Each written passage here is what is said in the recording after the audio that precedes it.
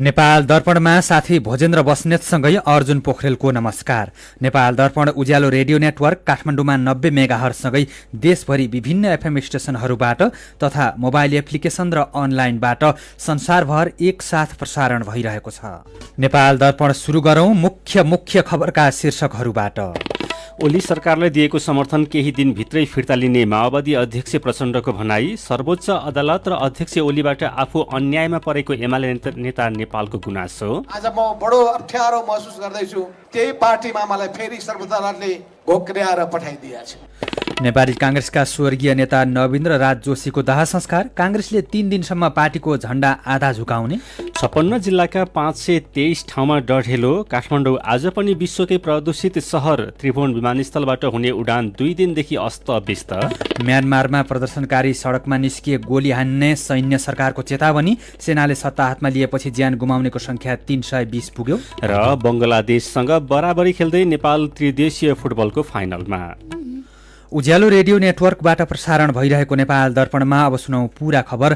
नेकपा माओवादी केन्द्रका अध्यक्ष पुष्पकमल दाहाल प्रचण्डले केपी शर्मा ओली नेतृत्वको सरकारलाई दिएको समर्थन केही दिनभित्रै फिर्ता लिने बताउनु भएको छ।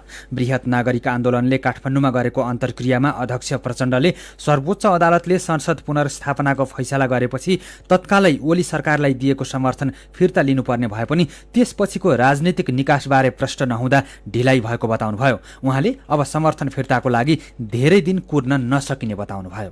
हिजो असंवैधानिक र अलोकतान्त्रिक कदम भनेर सडकमा भएका साथीहरूले मलाई हत्तरपत्त समर्थन फिर्ता नलिए है भनेर चाहिँ जबरजस्त दबाब छ म माथि। जबरजस्तै छ यो। मैले नाम चाहिँ भन्दिन कसैको, र मैले भनिराखेको छु नैतिक र राजनीतिक ढङ्गले म अब धेरै दिन पर्खिन सक्दिनँ। मैले जुन सरकारलाई प्रतिगामी भनेको छु त्यसलाई मैले समर्थन गर्न सक्दिनँ, चाहे राजनीति जतासुकै जाओस्। मैले मेरो राजनीति र मेरो नैतिकतालाई मैले बचाउनु पर्दछ। म केही दिनभित्र नै त्यो प्रक्रिया अगाडि बढाउँछु। प्रधानमन्त्री ओली प्रतिगामी बाटोमा लागेको र उहाँ सत्तामा रहुन्जेल संविधान, गणतन्त्र लगायतका उपलब्धि गुम्ने खतरा रहेको पनि प्रचण्डको दाबी छ। ओलीको एउटा प्रतिगमन विरुद्ध जित हात पारेको र अर्को जित नजिकै रहेको अवस्थामा सर्वोच्चले नेकपा खारेज गरेर एमाले र माओवादी बिउताइदिएको र यो पनि आफूमाथिकै प्रहार भएको प्रचण्डको भनाइ छ।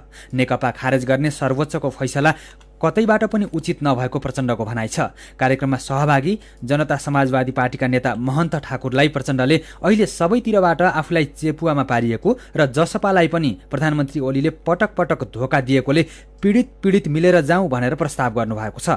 जवाफमा महन्त ठाकुरले पीडित भए पनि प्रचण्डसँग शक्ति भएको तथा राज्यका निकायमा बलियो पकड भएको तर आफूहरूसँग केही नभएको गुनासो गर्नुभयो। नेता ठाकुरले अहिलेको समस्याको मुख्य कारण नेकपा भित्रकै विवादबाट आएकोले यसमा जसपा मुछिन उचित नभएको बताउनुभयो।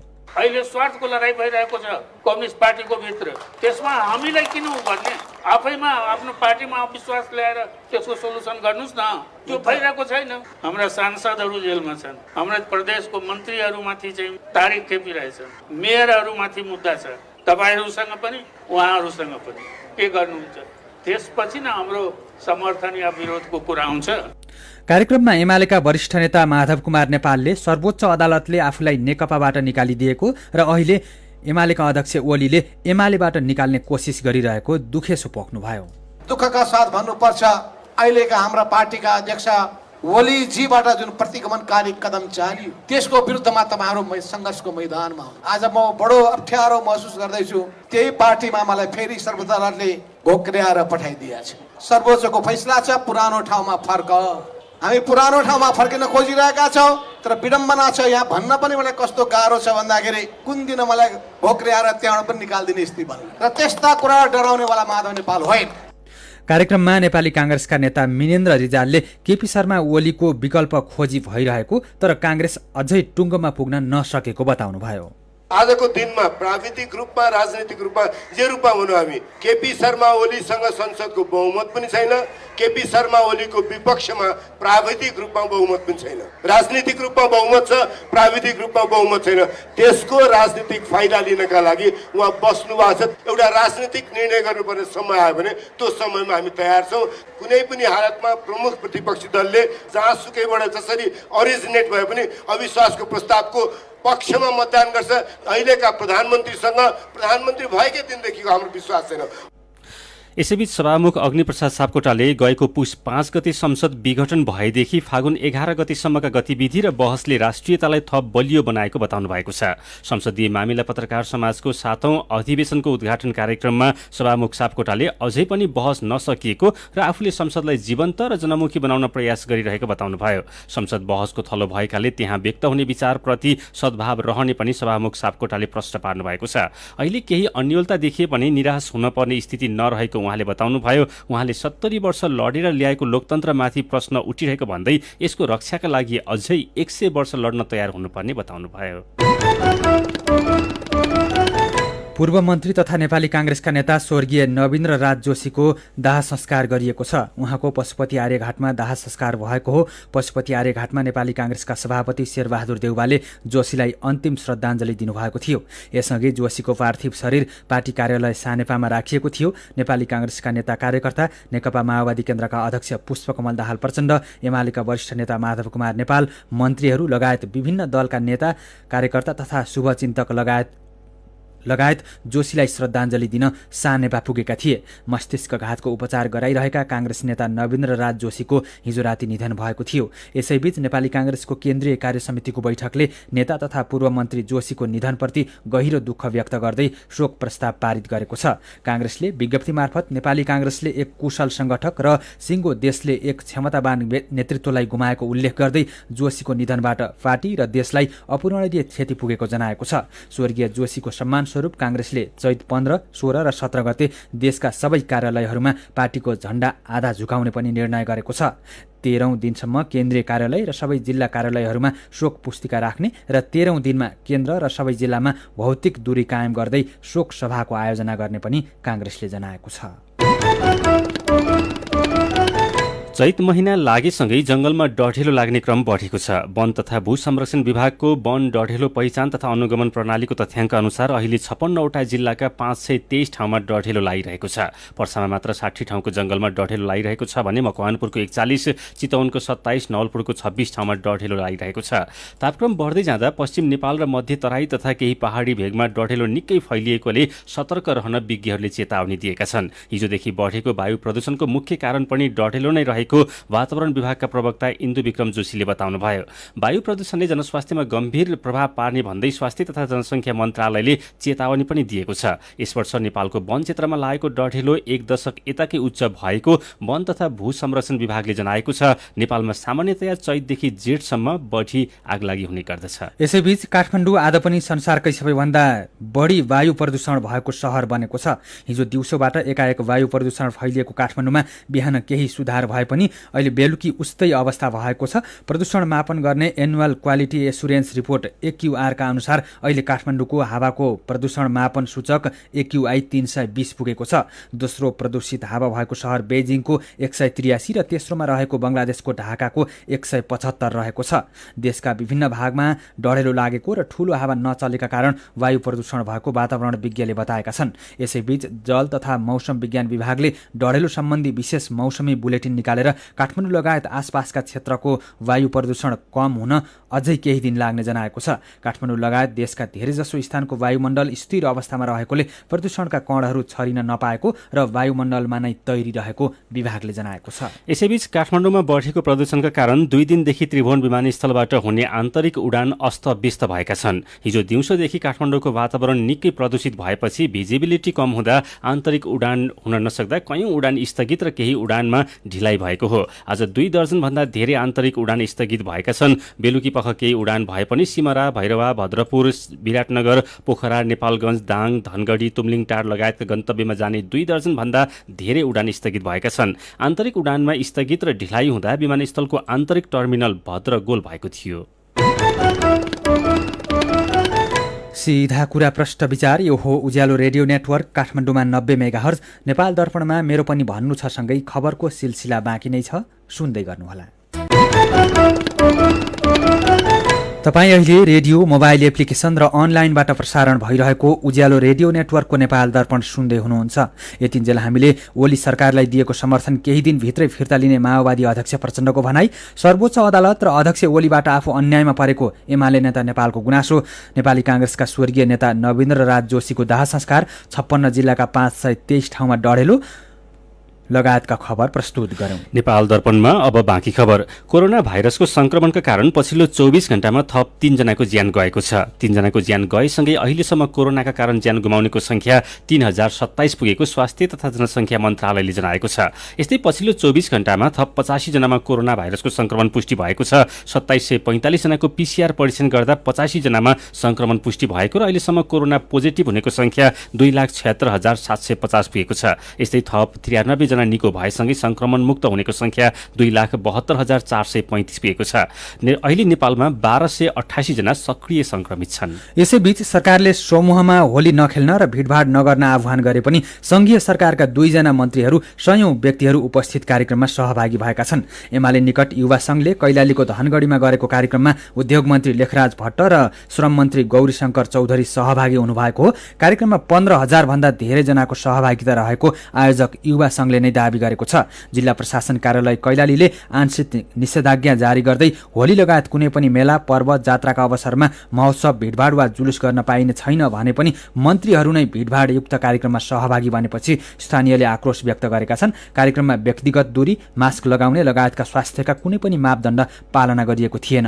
कैलालीका प्रमुख जिल्ला अधिकारी खगेन्द्र प्रसाद रिजालले भिडभाड नगर्न आदेश जारी भइसकेको भन्दै आजको कार्यक्रममा जनस्वास्थ्यको मापदण्ड नमानिएको भएमा कारबाहीको प्रक्रिया अघि बढाउने बताउनु भएको छ। जुम्ली खस भाषाको 6वटा स्वर र 29 वटा व्यञ्जन वर्ण तयार भएको छ। वर्णमालाको मस्यौदा तयार गरी सुझाव सङ्कलन थालेको मातृभाषा केन्द्र जुम्लाले जनाएको छ।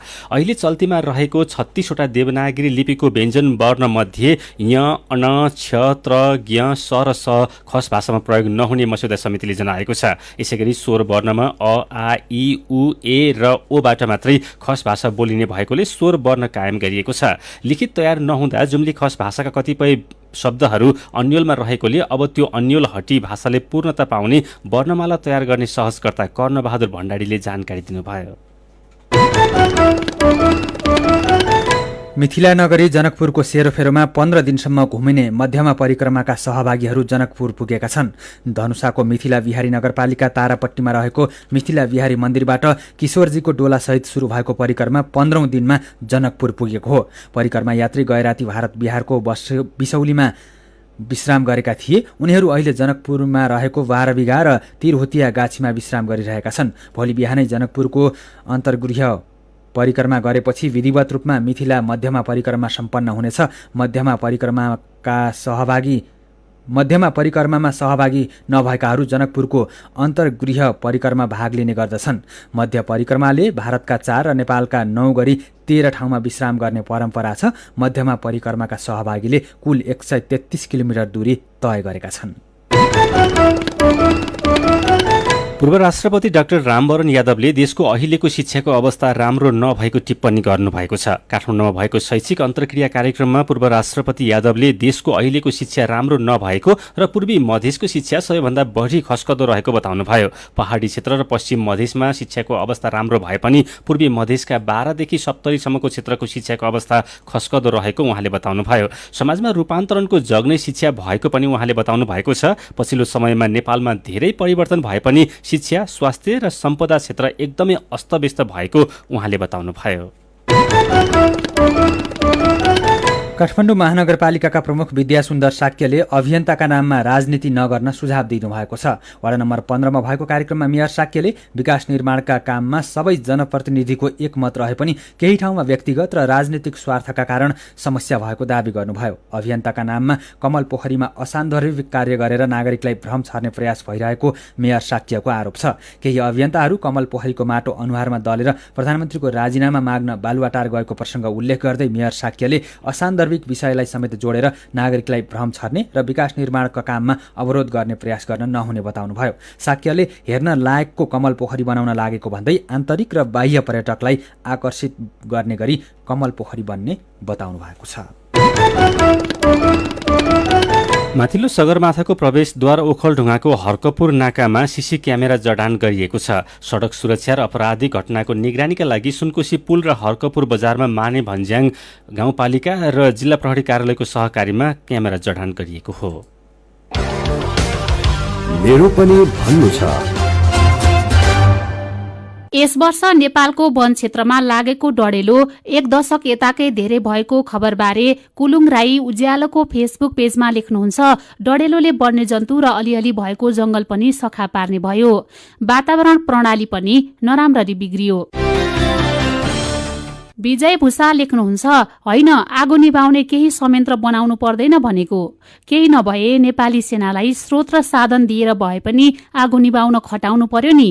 अनि पालिकाका जनप्रतिनिधि कालो चस्मा लगाएर कुन धुलोमा बसेका छन्, टर्च बालेरै खोज्नुपर्ने हो कि? आकाश पाण्डे सचेत पार्दै लेख्नुहुन्छ, प्राकृतिक विपत्ति कतिखेर आउँछ थाहा हुँदैन, जोखिमयुक्त ठाउँहरूमा नियन्त्रणका लागि पहल थाल्नु पर्यो। जंगल नजिकै भएका बस्तीहरूलाई सुरक्षित ठाउँमा सार्न आवश्यक भए सार्नुपर्छ। प्राकृतिक विपत्तिबाट आफू पनि बाँचौं र अरूलाई पनि बचाऊ। जिल्ला प्रशासन कार्यालय बाँकेले थारू समुदायको बाहुल्यता रहेको क्षेत्रका 307 जनालाई नागरिकता उपलब्ध गराउन बस चढाएर कार्यालयसम्म र खाना खुवाएर घरसम्मै बसमै पुर्याएको खबरमा पूर्णिमा शाहको प्रतिक्रिया छ, गाउँमै शिविर खडा गरेर नागरिकता दिँदा के जान्थ्यो? यही विषयको खबरमा प्रेम विमली लेख्नुहुन्छ, राम्रो काम भएछ, अरूले पनि सिकौं। विचारका लागि तपाईलाई धन्यवाद। मेरो पनि भन्नु छ। मेरो पनि भन्नु छ प्रस्तुत गर्दै हुनुहुन्थ्यो साथी जानुका दुवाडी। सीधा कुरा प्रष्ट विचार, यो हो उज्यालो रेडियो नेटवर्क काठमाडौँमा 90 मेगाहर्ज। नेपाल दर्पणमा रंग दर्पणसँगै खबरको सिलसिला बाँकी नै छ, सुन्दै गर्नुहोला।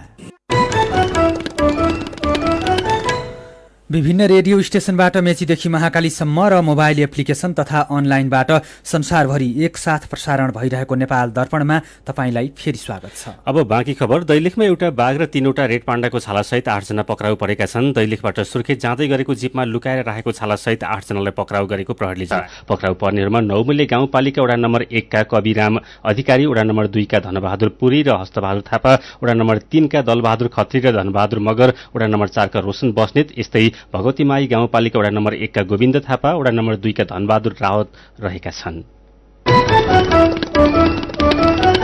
नेपाल दर्पणमा अब विदेशका खबर। म्यानमारमा सुरक्षाकर्मी र प्रदर्शनकारी बीच आज भएको झडपमा ठूलो मानवीय क्षति भएको छ। सैनिक दिवसको दिन भएको झडपमा सुरक्षाकर्मीले गोली चलाउँदा कम्तीमा 90 जनाको ज्यान गएको बीबीसीले जनाएको छ, तर मृतकको संख्या यकिन हुन सकेको छैन। त्यसअघि सेनाले प्रदर्शनको लागि सड़कमा आएमा टाउकोमा वा ढाडमा गोली हान्ने चेतावनी दिएको थियो।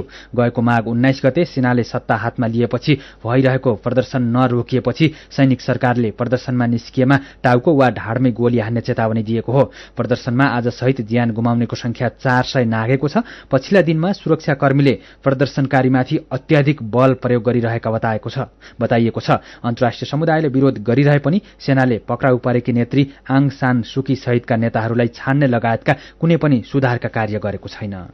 भारतीय प्रधानमन्त्री नरेन्द्र मोदीको भ्रमणको विरोधमा हिंसा फैलिँदा बंगलादेशमा कम्तीमा 5 जनाको ज्यान गएको छ। हिजो मोदी ढाका पुग्नु अघि शुरू भएका प्रदर्शनमा प्रहरीको कारबाहीमा चटगाउँका 4 जना र ब्रह्माण्डबारियामा 1 सहित कम्तीमा 5 जनाको ज्यान गएको बीबीसीले जनाएको छ। ढाका सहित विभिन्न ठाउँमा प्रहरीसँग भएको झडपमा कयौं व्यक्ति घाइते पनि भएको बताइएको छ। बंगलादेशको 50औं स्वतन्त्रता दिवसको उपलक्ष्यमा आयोजित उत्सवमा सहभागी हुन 2 दिनका लागि मोदी हिजो ढाका पुग्नु भएको हो। एउटा इस्लामिक धार्मिक संगठनले आज पनि विरोध प्रदर्शन गरेको थियो भने भोलि आम हडतालको घोषणा गरेको छ। दक्षिणपन्थी इस्लामिक संगठनहरूले मोदीको नीति मुस्लिम समुदाय विरोधी भएको आरोप लगाउँदै विरोध गरिरहेका छन्। विदेशी नेताहरूको भ्रमण तथा देशको स्वतन्त्रता दिवसलाई लिएर ढाकामा सुरक्षा व्यवस्था कडा पारिएको छ। विश्व स्वास्थ्य संगठन WHO ले गरिब देशहरूलाई तत्काल 10 करोड डोज कोरोना विरुद्धको खोप उपलब्ध गराउन उत्पादक कम्पनी र उत्पादन गर्ने देशहरूलाई आग्रह गरेको छ। यो वर्षको सुरुमै आफूले अबको 100 दिनमा खोपको सुनिश्चितता गर्न सम्बन्धित देशलाई आग्रह गरिएको भने WHO का महानिर्देशक टेड्रोस गेब्रियेससले खोप उपलब्ध गराउने विषयमा गम्भीर बन्न आग्रह गर्नुभएको छ। केही उत्पादक कम्पनी र देशहरूले खोप उपलब्ध गराउने प्रतिबद्धता जनाएको भए पनि ढिलाइ भएको भन्दै उहाँले सबैभन्दा धेरै जनसङ्ख्या रहेका जोखिमयुक्त गरिब देशलाई तत्काल खोप उपलब्ध गराउन आग्रह गर्नुभएको हो। नेपाल दर्पणमा अब केही खेल खबर। नेपाल त्रिदेशीय फुटबल प्रतियोगिताको फाइनलमा पुगेको छ। बंगलादेशसँग गोल रहित बराबरीमा रोकिए पनि नेपाल किर्गिस्तानलाई पछि पार्दै फाइनलमा पुगेको हो। दशरथ रंगशालामा भएको खेलमा नेपालले गोल गर्ने थुप्रै मौका पाए पनि सदुपयोग गर्न सकेन। खेल अवधिभर नेपालले बंगलादेशलाई दबावमा राख्दै पटक पटक पोस्टमा प्रहार गरे पनि गोल गर्न भने असफल रह्यो। यसअघि बंगलादेशसँग हारेको र नेपालसँग बराबरी खेलेको किर्गिस्तान प्रतियोगिताबाट बाहिरिएको छ। नेपाल र बंगलादेश बीचको फाइनल खेल 16 गते सोमबार बेलुकी 5:30 बजे दशरथ रंगशालामा नै हुनेछ। र शहीद स्मारक सी डिभिजन लीग फुटबल अन्तर्गत आजका खेलमा मनोहरा युनाइटेड र स्वयम्भू क्लब विजयी भएका छन्। एन्फा मैदान 7 बाटोमा भएको पहिलो खेलमा मनोहरा युनाइटेडले समाज कल्याण खेलकुद केन्द्रलाई 2-0 ले हरायो। दोस्रो खेलमा स्वयम्भू क्लबले सानेपा क्लबलाई पनि समान 2-0 गोलले नै हराएको छ। लीगमा 14 टिमले प्रतिस्पर्धा गरिरहेका छन्। खबरको सिलसिला यति नै। आज शनिबार रंगदर्पणको पालो। रंगदर्पण लिएर आइपुग्नु भएको छ कञ्चनपुर सहकर्मी दुर्गा उपाध्याय।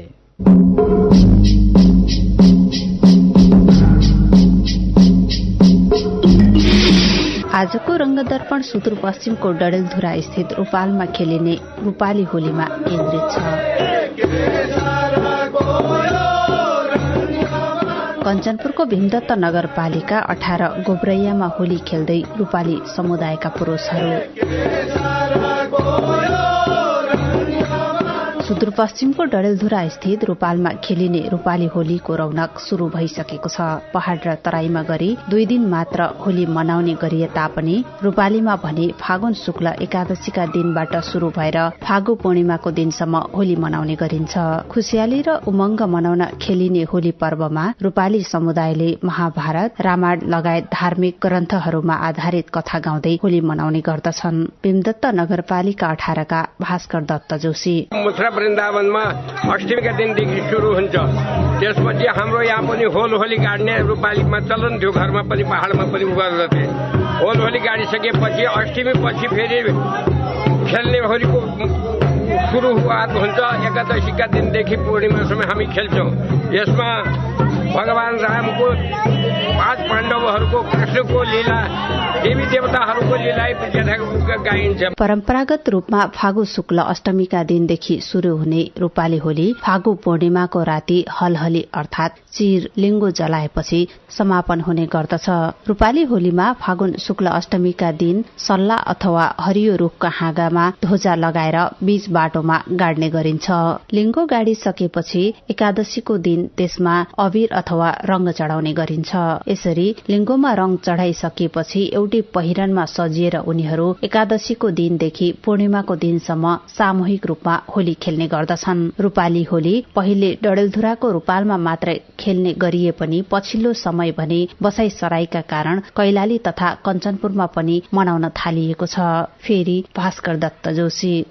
हाम्रो डडेलधुरा जिल्लामा पनि सर्वप्रथम रूपालैमा त्यो होली भएको थियो। अहिले त सबै ठाउँमा भएको छ। जहाँ जहाँ रूपालीहरू छन्, जस्तो जिम्मा छन्, गोबरियामा छन्, त्यहाँ निम्बखेडा धनगढीको त्यहाँ उसमा बोराडाँडीमा डडेलधुरामा पनि रूपालीहरूले चलाइरहेका छन्। जहाँ रूपाली छन् त्यहाँ होली अवश्य हुन्छ। होली पर्वको सबैभन्दा ठूलो दिनका रूपमा फागु पूर्णिमालाई लिने गरिन्छ। यो दिन रूपालीहरू एक अर्काको घरमा गएर होलीको टीका लगाउँदै आशीर्वाद आदान प्रदान गर्ने गर्दछन्। साथै अष्टमीका दिन गाडिएको हलहली अर्थात चिरलाई फागुन पूर्णिमाको राति जलाएर प्रसाद स्वरूप त्यसको खरानीको टीका लगाएपछि रूपाली होली समापन हुने गर्दछ। होलीलाई विषय उत्सवका रूपमा मनाउने गरिएको अर्का स्थानीय कृष्ण दत्त कलाउनी बताउनुहुन्छ। उमाबाट यो चलन चल्दै चल्दै आउँदा हाम्रो रूपालमा पनि सबभन्दा बढी मनाइने पर्व भने यो होली हो। होलीको पर्वको अर्थ खास के हो भने अन्यायमाथि न्याय भएको हुँदा यो विजय उत्सवको रूपमा पनि हामीले लिन्छौं।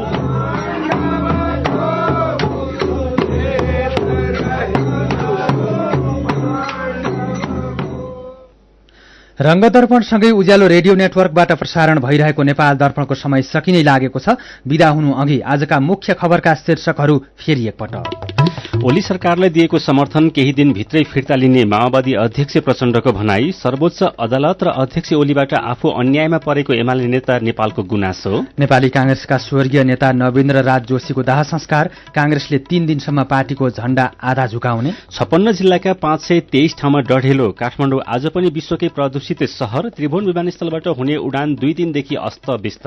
म्यानमारमा सेनाको गोली लागेर आज मात्रै कम्तीमा 90 जनाको ज्यान गयो। प्रदर्शनकारी सड़कमा निस्किए टाउकोमै गोली हान्ने चेतावनी। र बंगलादेशसँग बराबरी खेल्दै नेपाल त्रिदेशीय फुटबलको फाइनलमा। आजको नेपाल दर्पण सकिएको छ। प्रविधिमा साथ दिने साथी प्रवीण श्रेष्ठसँगै हामी भजेन्द्र बस्नेत र अर्जुन पोखरेल पनि विदा हुन्छौं। कोरोनाको जोखिम कायमै रहेकोले सुत्नु अघि पनि साबुन पानीले मिची 20 सेकेन्डसम्म हात धुन नबिर्सनुहोला। नमस्कार।